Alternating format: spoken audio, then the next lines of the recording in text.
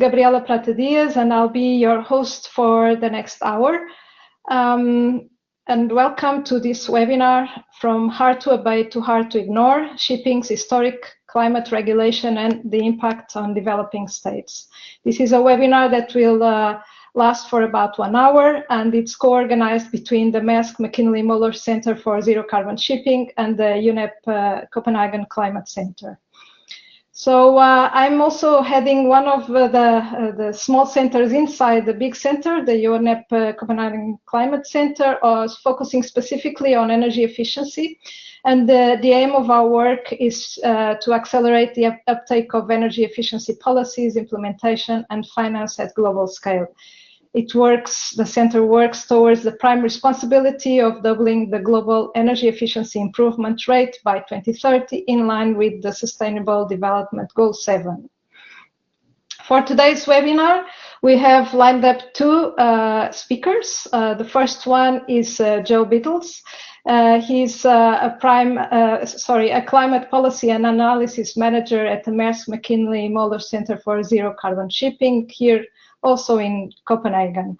Joe currently leads a project at the center to support industry understanding the IMO's Net Zero Framework and the development of effective guidelines. His work aims to drive innovation, reduce compliance barriers, and accelerate the transition to a low and zero emission shipping. Our following speaker will be Lisa Sachs. She is the director of the Columbia Center on Sustainable Investment at the Columbia University. She is a globally recognized expert in the ways that laws, policies, and business practices shape global investment flows and affect sustainable development.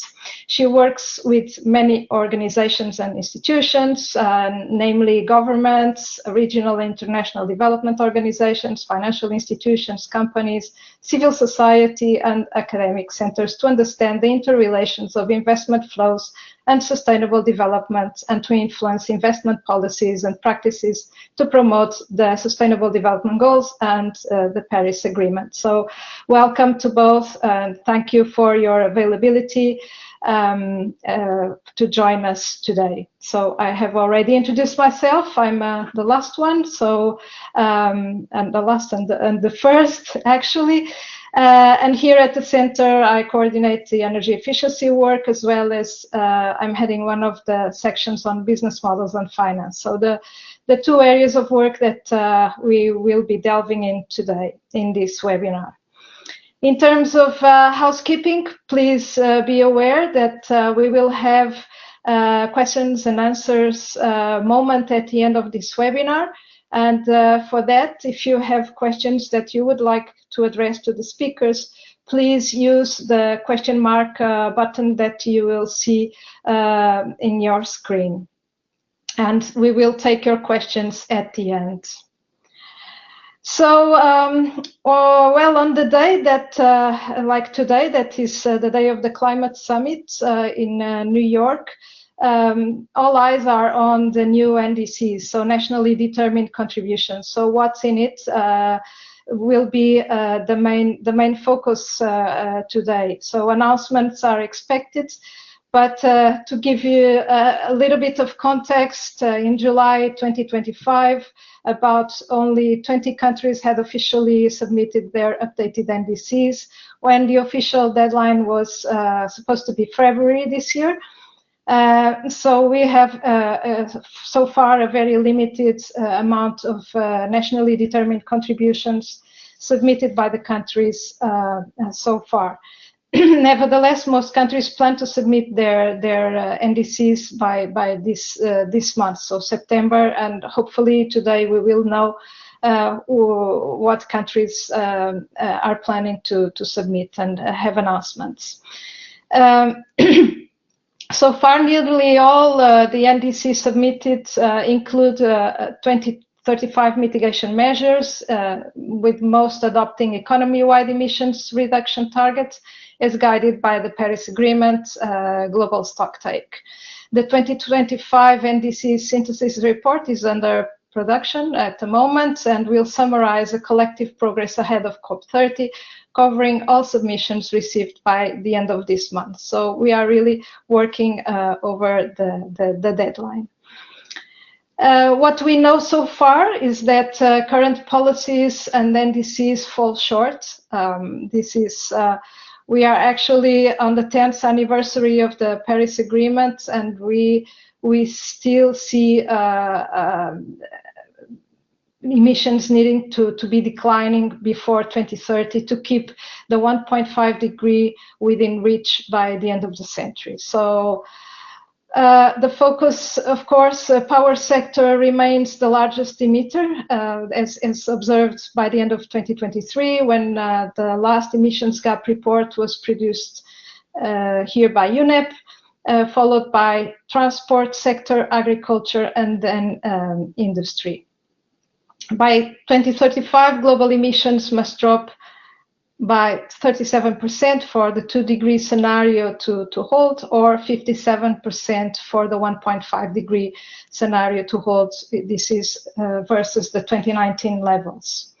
Achieving the 1.5 degree requires also a 6-fold increase in mitigation investment due to energy and development demand in emerging economies. Also, we will be delving into the angles for developing countries during this webinar.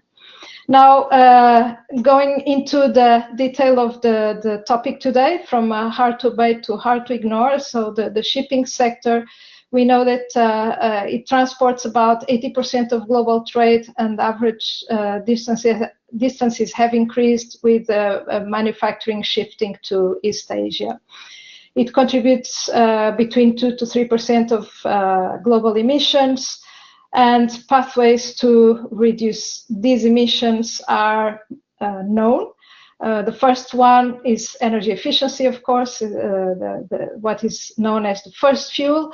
Operational optimization and adoption of zero low-emission fuels is also other options, like biofuels, hydrogen and its derivatives like methanol and ammonia. So there are mitigation potentials possible within this sector. Like the other sectors, energy efficiency, as I mentioned, could be the first fuel for shipping.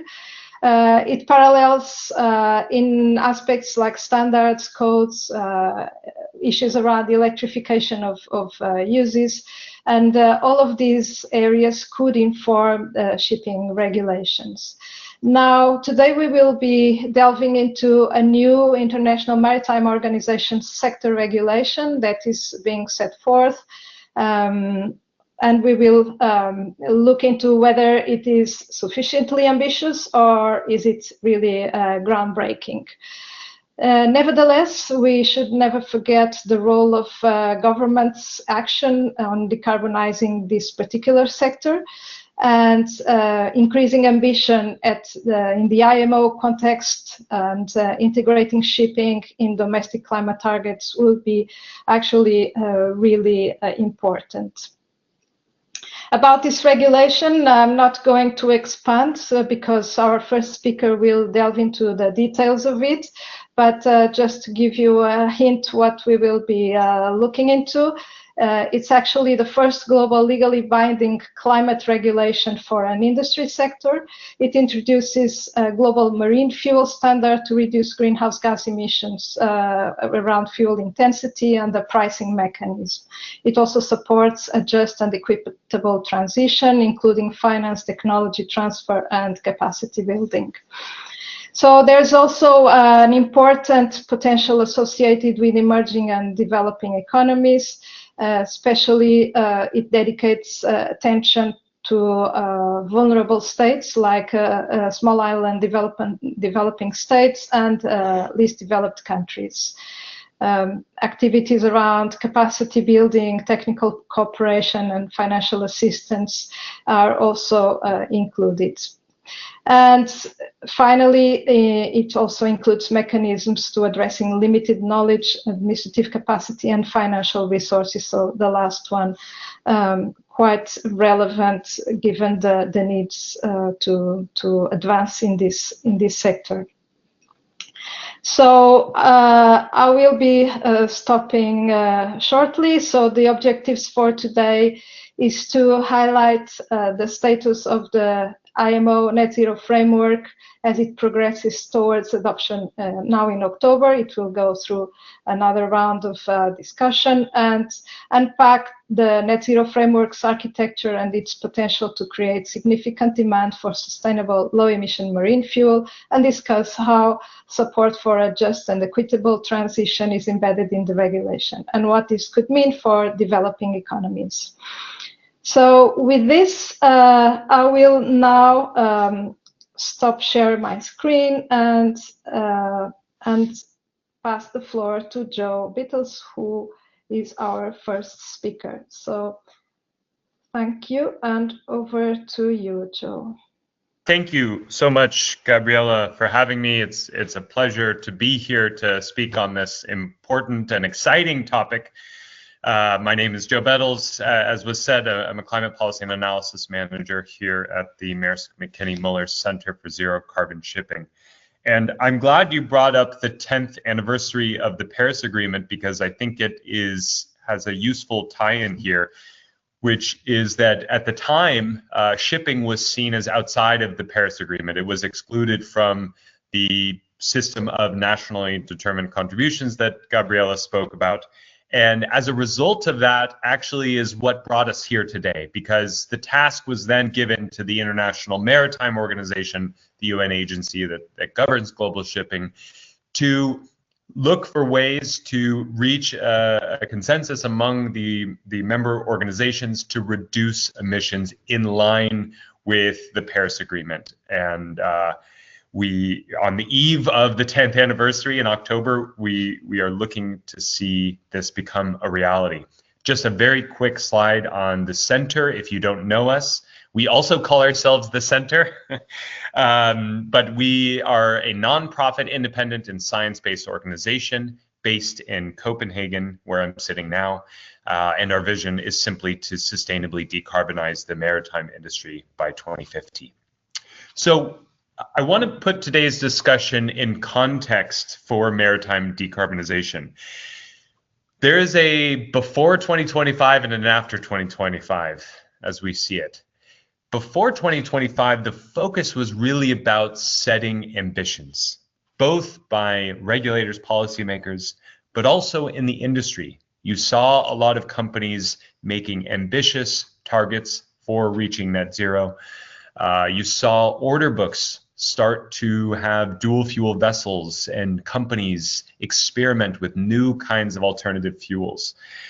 In 2025, you saw this shift, and that was driven first in the EU by the extension of the emissions trading scheme to maritime. So now all vessels sailing to Europe have to pay ETS allowances, as well as the Fuel EU Maritime, which really lays the groundwork for the IMO Net Zero Framework. It's a global fuel standard, as well as the rising interest in industrial policy for clean energy, and of course, what we're going to talk about today. And that brings us into the post-2025 world, which is really, for shipping decarbonization, about implementation. So for policymakers, it is going to be about developing the necessary guidelines and the robust frameworks needed to make these policies actually effective. And then for the industry, it's about developing strategies and investing and experimenting to achieve those targets. So now into the IMO Net Zero Framework. It starts in 2023 when there was an update to the GHG strategy. Before 2023, the strategy was to achieve 50% reduction compared to a 2008 baseline in 2050. That was increased to net zero by 2050, which on its own is a really significant increase in the ambition of the IMO member states. with some interim targets to achieve 5 to 10% of zero or near zero fuels. How they aimed to achieve these ambitious targets is through what were called midterm measures. They were set out as technical and economic measures, broadly scoped as a fuel standard of some kind and some sort of GHG pricing. And this is on top of some short-term measures focused on the first fuel, as Gabriela mentioned, the carbon intensity indicator focused on efficiency. So that brings us to the Net Zero Framework, which, as Gabriela said, is the world's first mandatory emissions limit that is combined with GHG pricing. We are not all the way there yet. Where we are in this process is that it was approved. The framework was approved in April, and now it goes to adoption. If a vote is called for, which we would expect, or we are expecting, then it would require 2/3 majority, which based on previous voting looks as though will be the case. We are cautiously optimistic. It then moves through this period of tacit acceptance and enters into force in March of 2027. But for companies, the date that they will keep in mind when they need to start reporting will be January 1st, 2028. So what will companies need to start doing? What does this regulation actually do? So for those policy nerds out there that are familiar with the low carbon fuel standard in California or the Fuel EU maritime in the EU, it is a fuel standard that works broadly the same way. It sets limits based on the intensity of the energy used on board vessels, rather than looking at the total amount of energy used or the total amount of emissions. It's looking at the intensity. So you can't comply solely with efficiency. You have to actually change the composition of the fuel you're using on board. Now, it uses these two tiers, which makes it unusual, but let's start with the first, and we'll work our way there. So the first is it sets a more typical fuel standard. That is the red line. So in the first year, it's 4% reduction. And for non-compliance, if you're sailing business as usual, you'll be subject to a $380 penalty. That's per ton of deficit. This is designed high enough to incentivize companies to, instead of just burning fossil fuels and paying the penalty, to switch to a sustainable alternative. On the other end, if you're in that green area, then you've over-complied with the limit, and you now earn surplus credits. What you can do with those surplus credits is you can sell them to ships that need that tier 2 compliance, you can bank them for 2 years, or you can cancel them and sell it in the voluntary market. All right, now the somewhat complicated part of this is that there's actually a second tier. The purpose of this lower tier 1 is to generate revenue. It is the GHG pricing element of this framework. So this has a penalty that is set on purpose below the marginal abatement cost for shipping. It's set at $100 per ton of CO2 deficit, and that is going to be well below even the most commercially available, say, biodiesel that is on the market. So most companies are going to choose to pay this tier 1 remedial unit, and that ensures that the IMO can collect revenue. What it does with this revenue, or the intention, is to collect it into a net zero fund.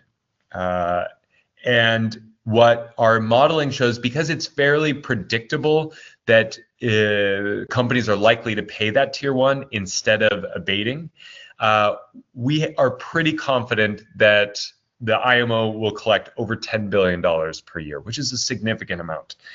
What they aim to do with that is two things. The first is rewards for the use of very low emission fuels, so zero or near zero GHG energy sources. So think your hydrogen-based fuels.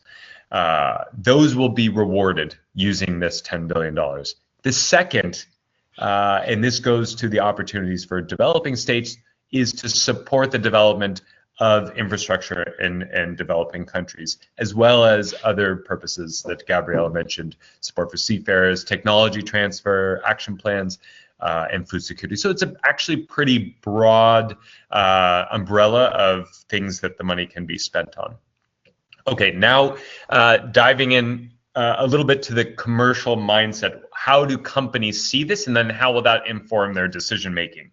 So say I'm a company that wants to continue business as usual. I want to use my fuel oil with low sulfur, LSFO, and just pay the penalties. In that case, in 2030, this is what the penalties would look like. For that top tier, the more expensive, I would pay about $150 extra. And then for the lower tier, I would pay $49. Putting that together, that would be roughly $200 on top of the fuel, which would add over a third to my fuel costs. These are taking today's prices for fuel oil, which is not insignificant. This is a serious increase in your fuel costs, which is creating incentives to use alternatives to lower your emissions. In the future, if you're sailing business as usual, then you're looking at actually tripling your costs for using fossil fuel. So this is a strong stick created by the regulation. So what will companies think about? What is their menu of options? Well, there's two broad categories. One is to lower the intensity, changing the kind of energy that's used. And that can be by investing in new kinds of ships that can use new kinds of fuels, or a more conservative approach, blending in biodiesel. Alternatively, onboard carbon capture could be part of this lowering of intensity. Guidelines are still out on that. Or you can use that first fuel Gabriela talked about, your energy intensity. Now, that doesn't directly change where you are in that red, yellow, and green zone, but it lowers the overall energy you're consuming and therefore lowers your overall energy bill. And most companies will probably be looking at a combination of these. There are some technologies which look like they will actually apply to both. So they'll lower your overall energy and actually impact the intensity. Guidelines are still out on this, but these are likely to include technologies such as wind-assisted propulsion, as well as electrification. If you're looking at your existing fleet, it's basically the same menu of options. It's just instead of buying a new ship, you're considering, do I retrofit a vessel, and when does it make economic sense to do so? So thinking through that left side, the lowering your intensity, if you're looking at one of these advanced fuels, here's the benefit side that you could expect to see. You would have a intensity well below that target. You could then sell these compliance credits to vessels that need that compliance and expect to earn a benefit that we have estimated here. There's also the possibility that you could earn rewards for what is called ZNZ, or zero near zero energy. How these rewards will work is still to be determined. So it's a little too soon to put a number on that, but that is an additional benefit. So putting all of this together, you have your sticks, your increased costs for using fossil fuel, and you have the carrots. You have incentives for the use of sustainable fuel. Now, determining whether there's a business case is largely about, can these two lines cross? Can the cost of using sustainable fuel be even cheaper than non-compliance? Of course, there's many variables that go into that determination. In this one scenario, you can see that in the first period it wouldn't cross, but this could be a place where both the ZNZ rewards could help fill that gap, as well as even national subsidies for these low emission fuel. I should also note that we are using a range, an average on a range, and what these advanced sustainable fuels will be priced at in the future is highly uncertain. But we've designed a tool to take that uncertainty into account. So if you'd like to play around with some of these numbers and understand better what different strategy, different compliance options look like, and is there a business case for sailing on sustainable fuel. We have an Excel that you can download and add in your own assumptions for fuel cost that makes sense for your work or your organization. Of course, have to caveat with there's high uncertainty and these are illustrative values only. So I'd just like to wrap up here with a very quick preview of what we at the Center are going to be working on in this domain. So what you might be able to expect if this is something that you're interested in. So our two main aims we have several projects, but the project that I'm involved in is to provide clarity for the industry around the regulation with presentations like I've given here, as well as explainers and going out and speaking with companies, helping companies to understand how this complex regulation works and how they can start to make business strategies around it. The next is that the policymakers will be working on a number of guidelines. I've said many times already, yet to be determined based on the guidelines. Well, we aim to provide that expertise and analysis to support the development so that we get really effective and strong and robust regulations that work at incentivizing what we want to see. You can find this on our website. And this is just a quick timeline of all of the work that the IMO has set out for itself post-adoption through that first reporting period. And we will be really focused on the development of those guidelines to support it. And we put out a lot of our insights through a newsletter, so I'd encourage you to subscribe. If you've not got a phone handy, then you can find it pretty simply on our website. And we put out two in our latest series focused on the Net Zero Framework. We'll have another one out next week. So that's it for me, but I'm very much looking forward to the discussion we will be having. And we'll hand it back over to Gabriela, I believe. Yeah. Yes, sure. Thanks a lot, Joe. It was really insightful to see with more detail and appropriate detail what's in it for the Net Zero Framework, and also the tools that you are coming up with that will likely or will surely be very helpful to not only developed but developing countries and also the private sector, an important component in this whole context. And of course, finance, and that's what we would like to hear now as well. And for that, I would like to invite Lisa to join us to get from her the perspectives regarding this framework and around the finance part of it. Thanks, Lisa, for joining, and the floor is yours.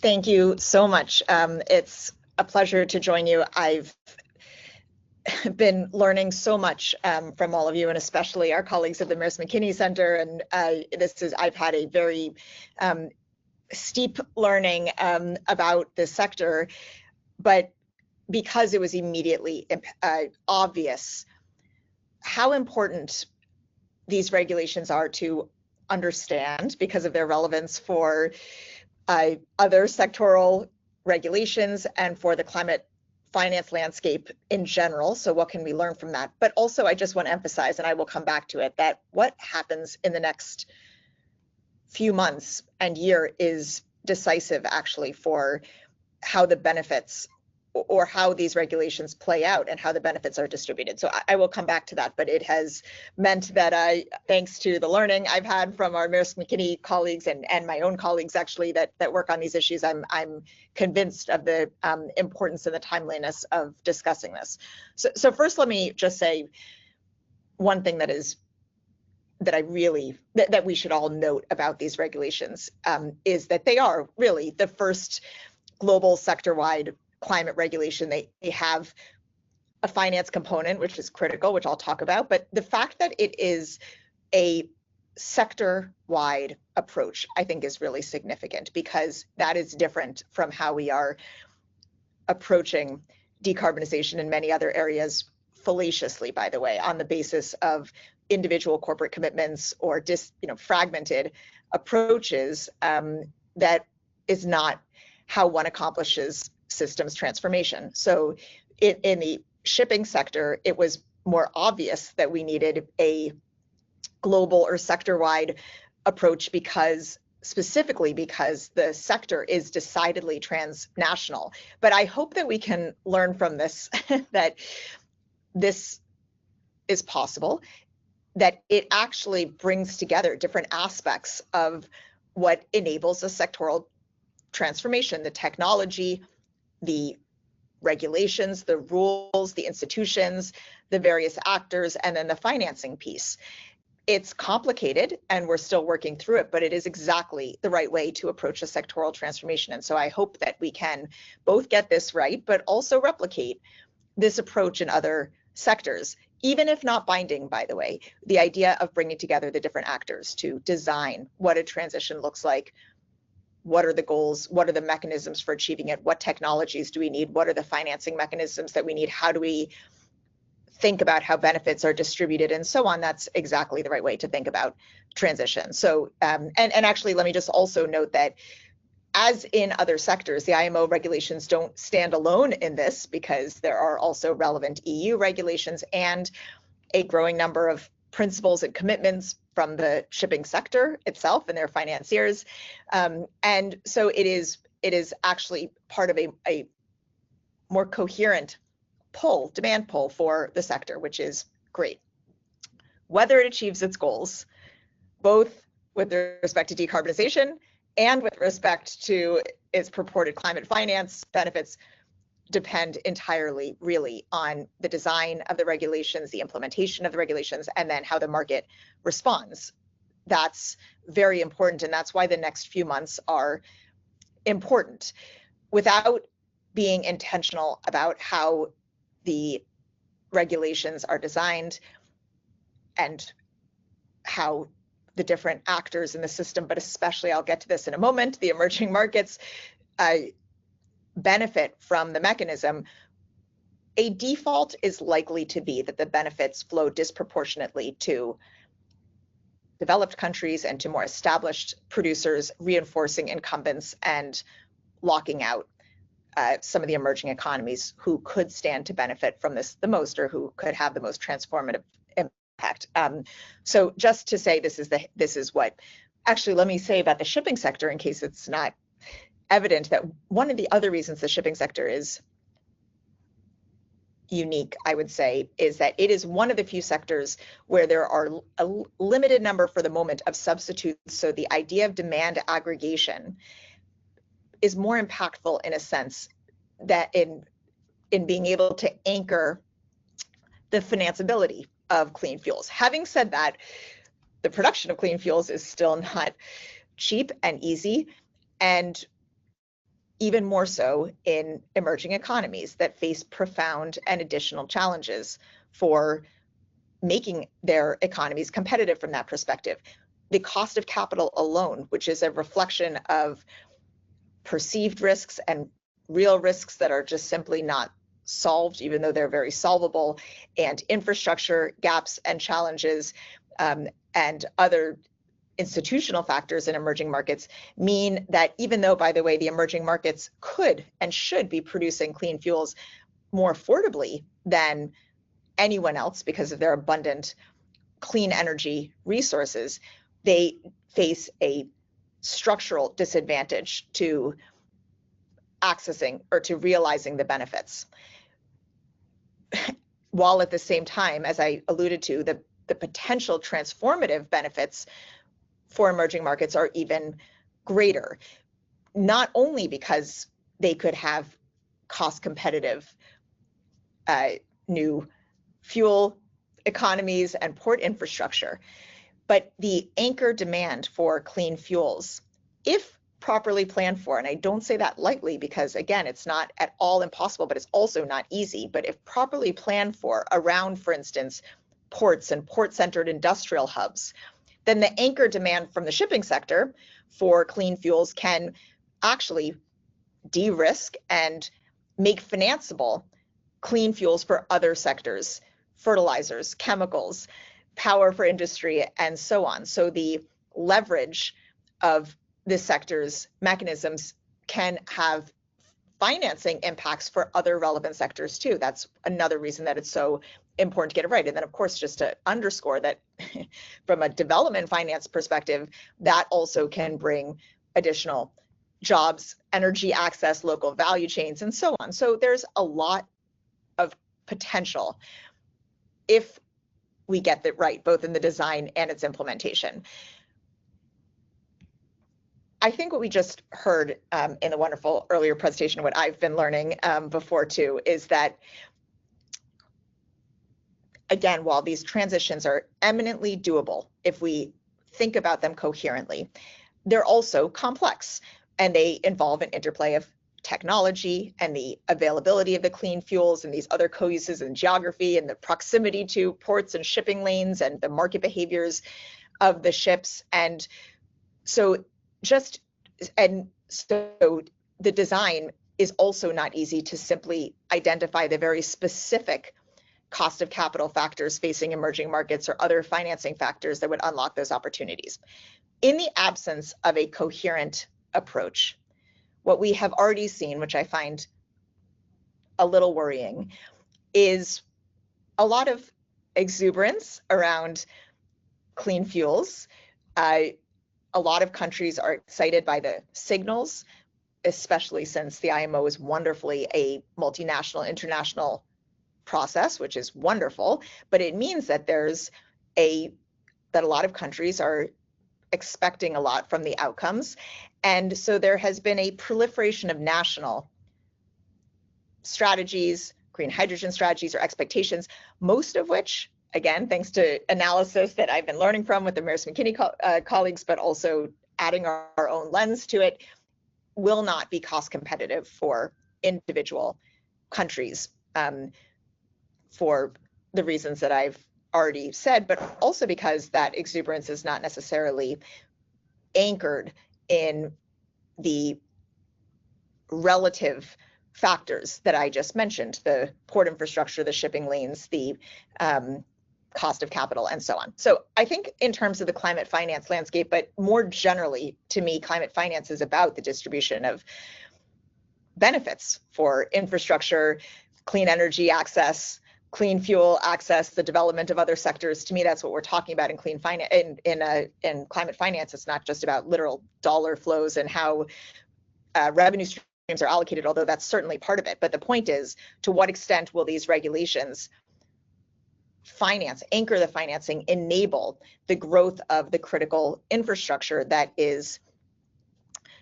expands affordable access to clean energy and to the broader economic development that can result, again, capitalizing states to invest more even in other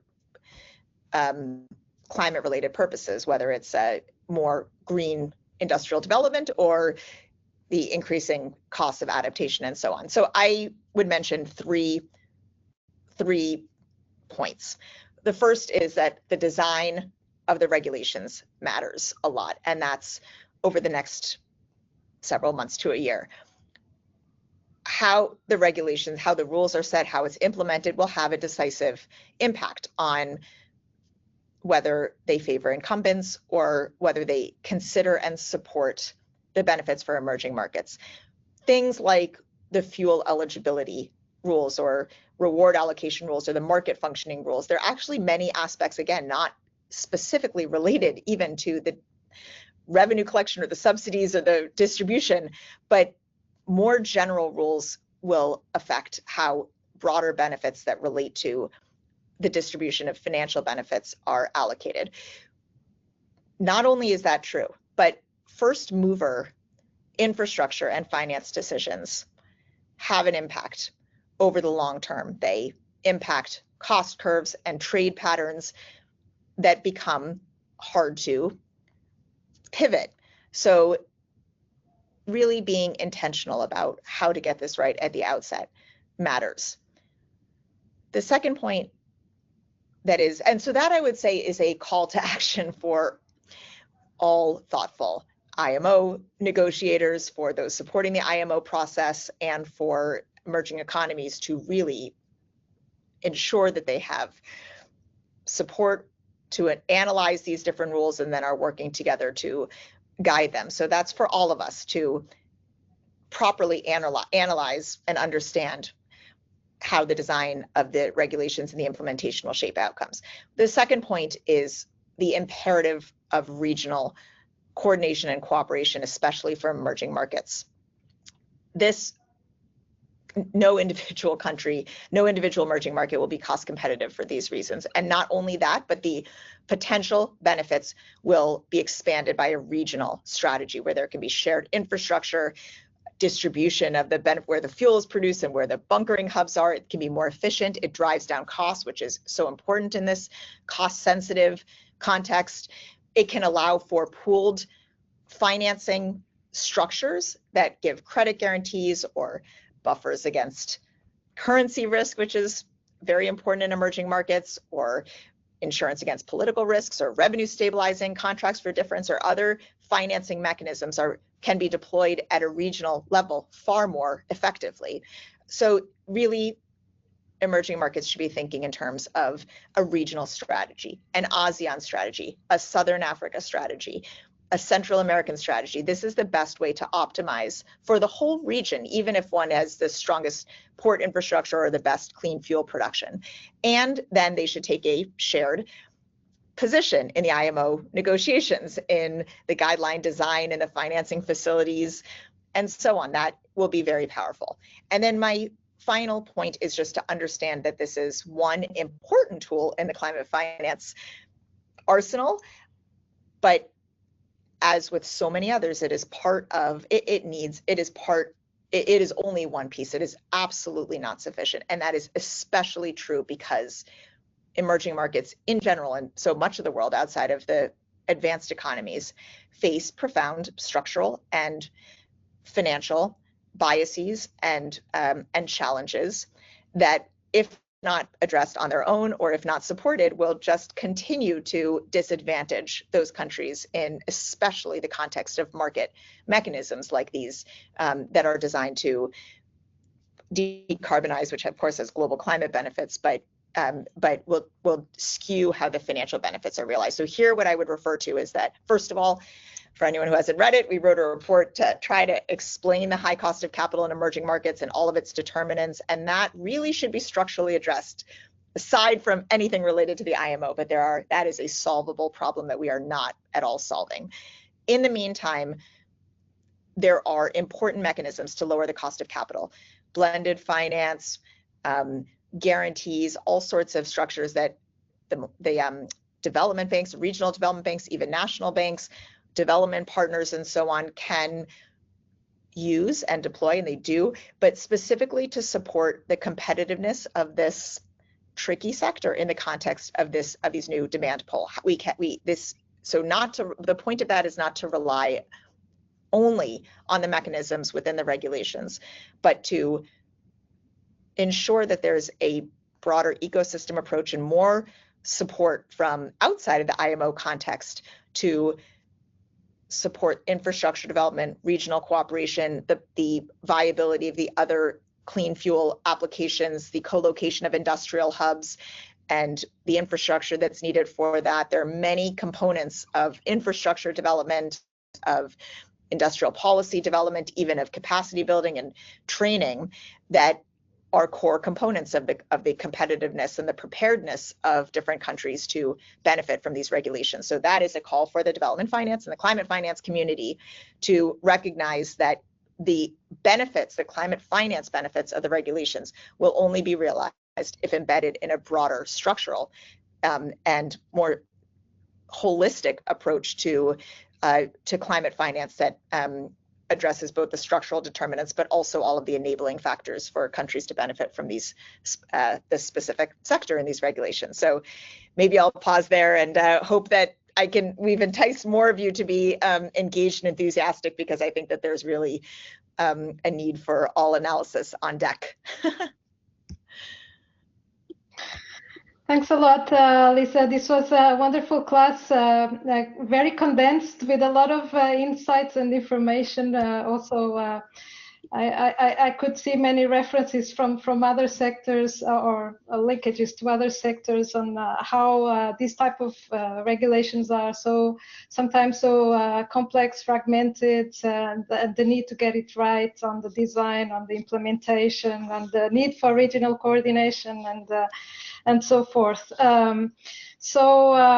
Yeah, I would like now to invite also Joe to open your camera, and we can take a few questions. We got quite a few already coming in. And to let Lisa breathe a bit, I'll start with you, Joe. There were a few questions coming in around what happens if the vote in October would not go through, and what exactly happens in favor of this framework or against this framework, or how do you see this play out in the future? I suppose these are perhaps, or this is perhaps the most pressing question at the moment. Everybody is anxious to see what happens, but how do you see this play out? Yeah, thanks for the question. I think I'll just support what I said was cautious optimism with a little bit of data. So there was a vote that took place in April, and there we had 88% vote in favor. So if you assume that those votes then carry over, which we expect that most will, we're likely to be well over that 2/3 threshold. And when we look at different scenarios of different countries voting in different ways, we actually see a clear path. That being said, there are some obviously notable exceptions to those that support, the overwhelming majority that support. And it could be that it doesn't meet that 2/3 threshold. However, the strategy that I mentioned from 2023 is fully adopted. So that is the policy of the IMO to meet net zero by 2050. So what this simply means is that member states would need to go back to the drawing board, potentially amend the framework, provide a new policy that could hopefully pass and achieve enough support, and then that would take place likely in April. So for those that maybe are wishing this would all go away, it is not going away because we have the strategy in place. It is simply a matter of whether that it gets adopted now or it is revised and then put forward again at a later date. Thanks for your insights. Lisa, if you want to comment on any questions that are not directly addressed to you, that's also fine. We have another 10 minutes to go, and maybe I turn over to you. I mean, you gave already a lot of examples on how similar this type of discussions could be with other sectors.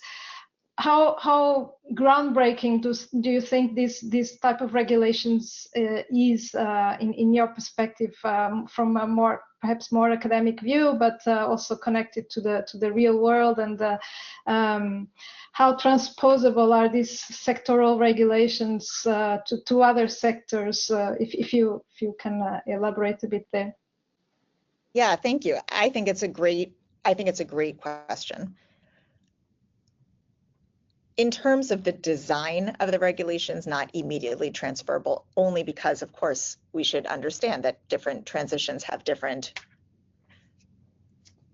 market structures, technological components, the market players, the decarbonization pathways, and so on. So we shouldn't, in general, consider any such policies to be transposable. And I say that a little bit with emphasis because there's a history of thinking that good regulations can be transposable in other contexts and then they're not quite fit for purpose. That's the caveat. But the bigger point is that the idea of sector level planning strategy, what are we trying to achieve? What are the technological pathways? Who are the market players? What are the different aspects of a coherent strategy that include ceilings, subsidies, funds, and so on? That is very valuable and is absolutely the right way to plan. And let me contrast it in a way, just because let me contrast it to how we're approaching other transitions, which is individual entity level targets by companies, which on their own, can you imagine in this context, if we did not have the IMO regulations and we were just suggesting that each shipping company make its own target and transition pathway? That is actually a very valuable comparison I would encourage everyone to think about, because in the rest of the economy, that's how we're going about things. It makes no sense. It makes no sense. I'm sorry to say, but these corporate targets and transition pathways make no sense. We would get nowhere close to this if we were just suggesting that shipping companies set targets and transition pathways. This works because it is coherent and coordinated, and because it enables, by the way, I was with a wonderful center in Singapore that is doing large-scale testing of different technologies. We can do financial analysis, we can think about the distribution of the benefits, we can think about the infrastructure needed. That's how you plan for a transition. So I just cannot emphasize that enough. It is not to say that it is perfect, indeed, but I love that we have this place to discuss what should be part of the considerations, the technical considerations, from a climate perspective, which is different from a distribution of benefits perspective. It's great that we're discussing this.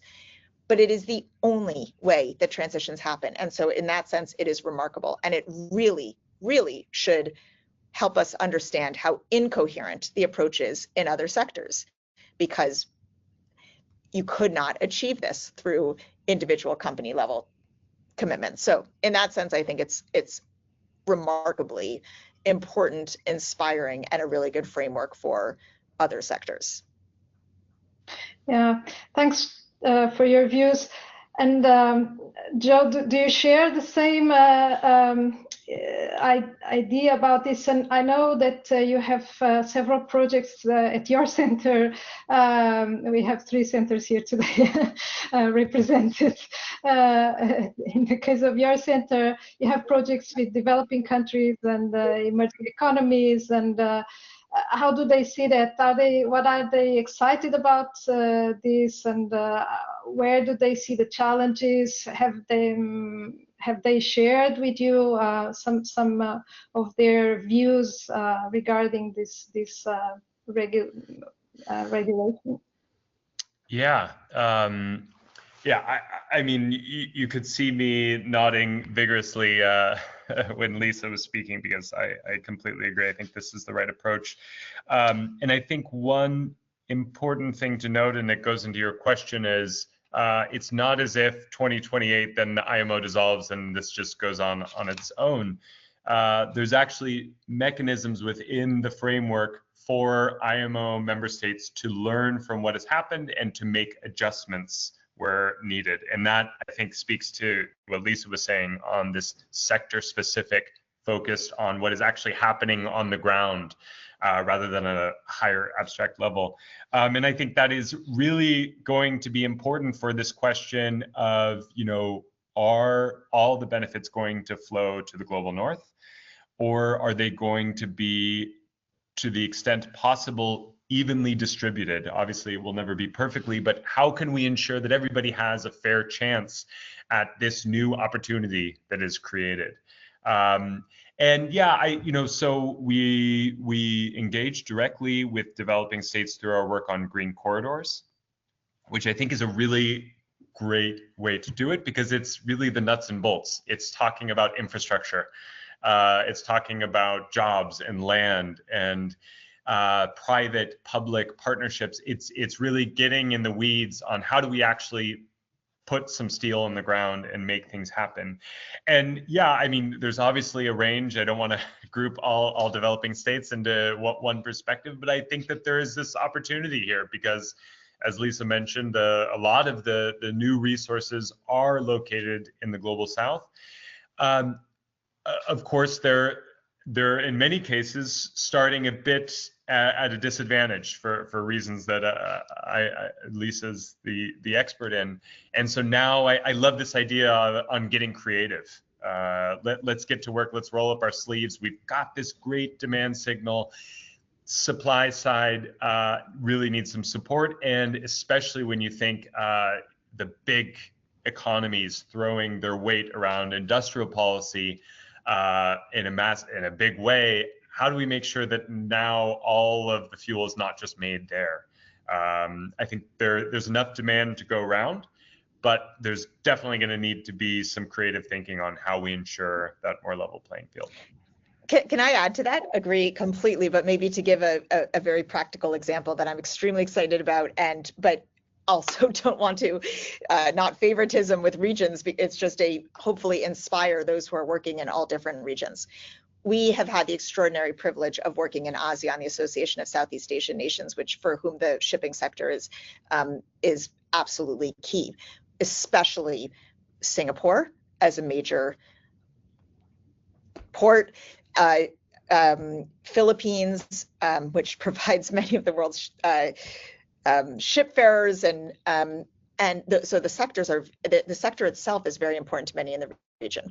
Singapore, actually, to my understanding, has been quite active in the decarbonization discussions, but cannot produce its own clean fuels. It doesn't have adequate land for clean fuel production. It will need to figure out either a strategic way or to work with the region.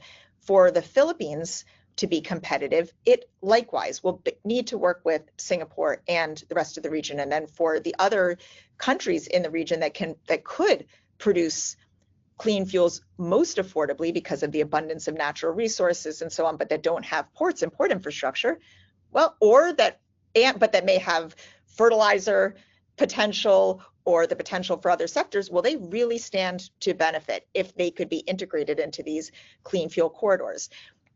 ASEAN is a wonderful region because they have institutions to facilitate coordination within the region, and they really have many shared benefits from regional integration, which is true in other places too. They're just even further behind, I would say, and I hope that this can be an inspiration to them. Philippines is taking over chairmanship of ASEAN next year, and the maritime sector is one of the Philippines' top priorities. Singapore takes over the year after that.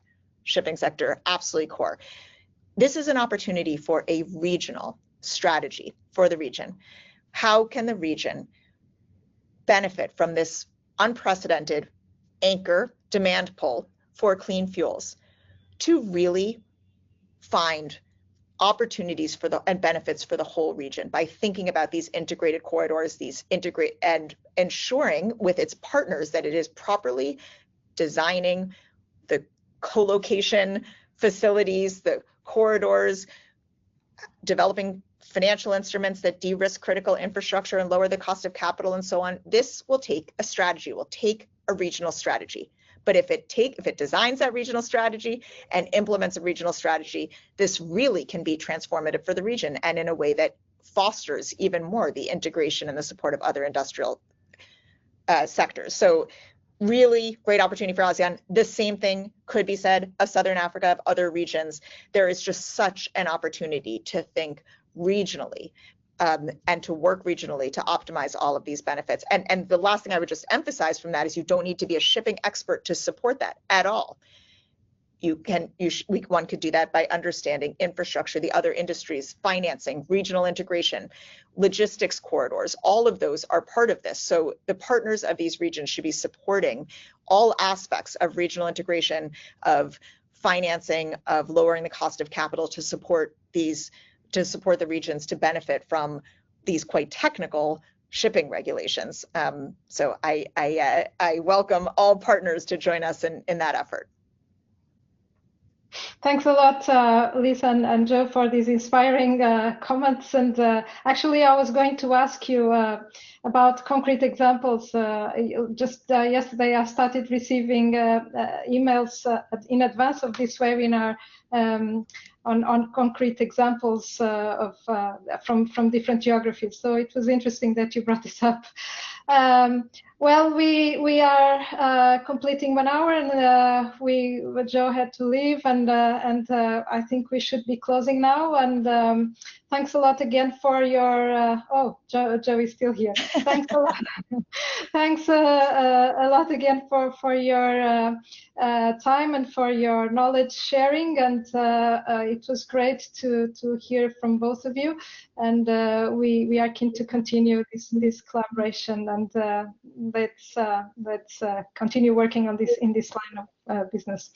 Thanks a lot, and see you soon. And with this, we conclude this webinar. Bye bye. Thank you so much. Thanks very much. Thank you. Thanks.